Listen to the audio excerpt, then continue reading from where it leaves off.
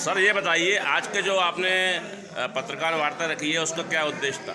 जी, आज जो अपन ने मैंने आप सब लोगों को बुलाया है, आप सब ने आप समय दिया है, इसके लिए तो सबसे पहले धन्यवाद।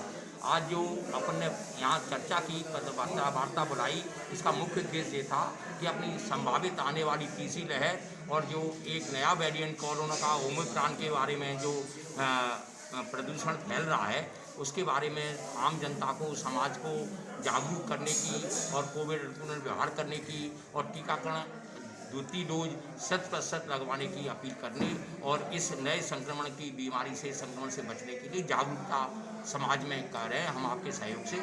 इसके लिए मैंने आप सबको यहाँ। सर, आम जनता को अगर कोविड का कोई लक्षण प्राप्त होता है तो आपने क्या विशेष व्यवस्थाएं की हैं आपके जिला हॉस्पिटल में? जी, यदि आम जनता को ऐसा वो कुछ लक्षण प्रकट होते हैं या कोई आशंका लगती है नए कोरोना वेरिएंट के बारे में, तो इसके लिए हमने जिला चिकित्सालय में और हमारे नगर में जो रेलवे स्टेशन है, बस स्टैंड हैं, उन पर नए संभावित मरीजों के सैंपलिंग टेस्ट कराने की संख्या बढ़ाई है।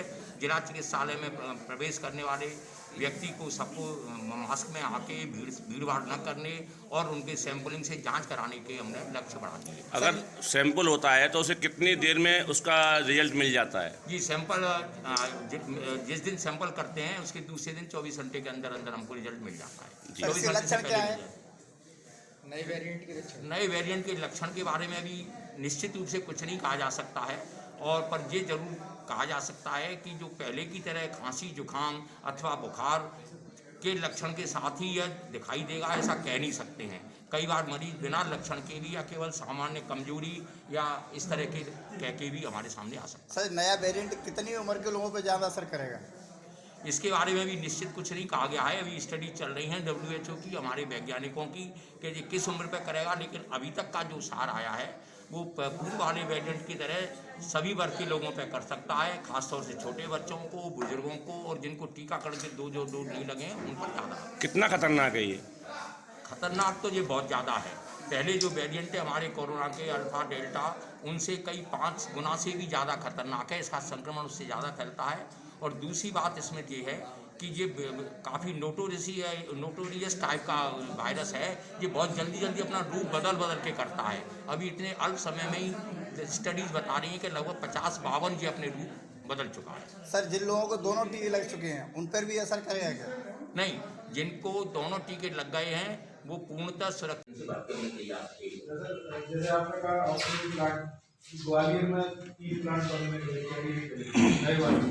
ऐसा आपने यहाँ पर। हाँ, उसकी अच्छा तो पहले प्लांट पूरी कर रहे हैं।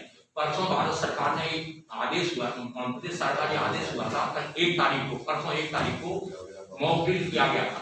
उस मॉक ड्रिल में ये निर्देश थे कि सुबह 9 बजे जनप्रतिनिधियों की उपस्थिति में सारे प्लांट चलाए जाए और 6 से 8 घंटे तक चलाते रहें। उसके अतिरिक्त भी अब ये दिशा निर्देश कराया है। बस केवल चर्चा शुरू करने के लिए कर रहा हूँ कि अब हमारा जो कोरोना का नया वायरस का नया रूप है, मालूम है ओमिक्रॉन नाम से उसको नाम दिया गया है, H11529 नाम दिया गया है। ये हमारे कुछ दक्षिण अफ्रीकी देशों में शुरू हुआ, 4-5 देशों में, और कल की रिपोर्टिंग हमारी ये है कि वो अब 29 देशों में हो चुका है और 29 देशों में लगभग 400 केस अभी इसके हो चुके हैं। और आज रात को अपन ने टीवी पे देखा था, सुबह भी आप लोगों के माध्यम से हमने पढ़ा कि कर्नाटक में 2 केस अपने देश में भी आ गए। उनमें से एक कोई 66 वर्ष के थे और एक कोई यहीं के थे। दूसरे जो थे उनकी कोई बाहर आने जाने की हिस्ट्री नहीं थी, और जो थे वो 66 वर्ष के थे, वो ठीक हैं और अब उनको कोई लक्षण नहीं है।